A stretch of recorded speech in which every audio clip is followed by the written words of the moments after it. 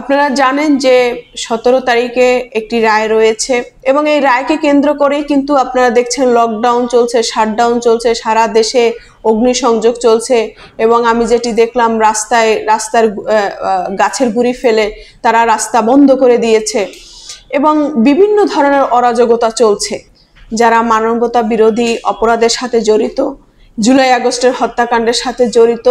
Fascist সরকারের যে তাদের তাণ্ডব, সেই তাণ্ডবের কুফল হিসেবে আমরা হাজার হাজার মানুষকে আমরা হারিয়েছি, যারা এখনো হাসপাতালে কাতরাচ্ছে এবং কোমলমতি শিশুদেরকে আমরা হারিয়েছি। তো সেই জায়গা থেকে শহীদ পরিবারের একটি চাওয়া পাওয়া ছিল ফ্যাসিস্ট সরকারের যারা এই হত্যাকাণ্ডের সাথে জড়িত তাদের রায় নিশ্চিত করা এবং সেই রায় অনুযায়ী তাদের শাস্তিটা নিশ্চিত করা। তারা নিজের চোখে দেখতে পেলে তাদের আত্মায় শান্তি পাবে, তথা সমগ্র বাংলাদেশের মানুষ সেই রায়ের দিকে তাকিয়ে আছে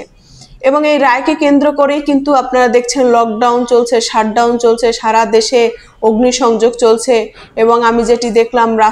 রাস্তার গাছের গুঁড়ি ফেলে তারা রাস্তা বন্ধ করে দিয়েছে এবং বিভিন্ন ধরনের অরাজকতা চলছে, নাশকতা চলছে। এখন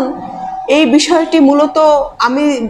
বলতে চাচ্ছি এটি প্রশাসনিক কাঠামোর দুর্বলতার কারণে তারা এতটুকু আসতে পেরেছে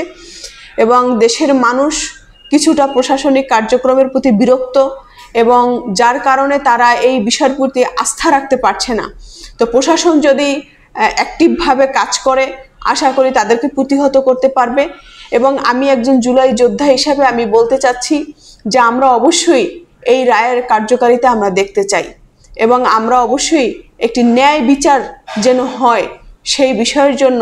আমরা কাঙ্ক্ষিত চোখে দীর্ঘ 1 বছর পার হয়ে গিয়েছে, আমরা এখন পর্যন্ত দৃশ্যমান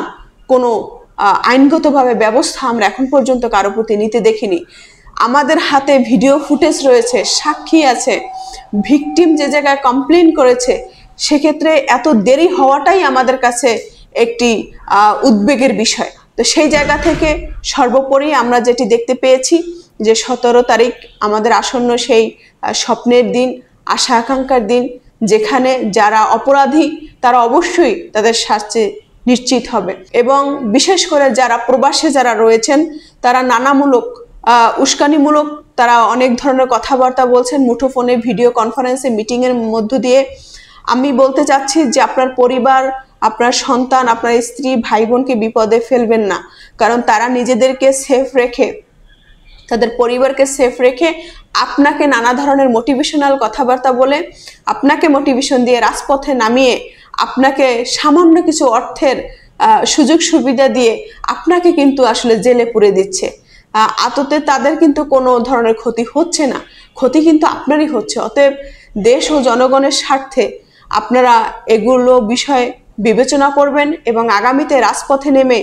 দেশের ক্ষতি করবেন কিনা, জনগণের ক্ষতি করবেন কিনা, সেই বিষয়টার সিদ্ধান্ত আপনার। কারণ আপনার জীবনটাই কিন্তু অন্ধকারে অতলে হারিয়ে যাচ্ছে, আপনার পরিবার হারিয়ে যাচ্ছে, কিন্তু যারা প্রবাসে বসে মুঠোফোনে আপনাকে উস্কানি দিচ্ছে তারা ঠিকই কিন্তু দুধে ভাতে আছে।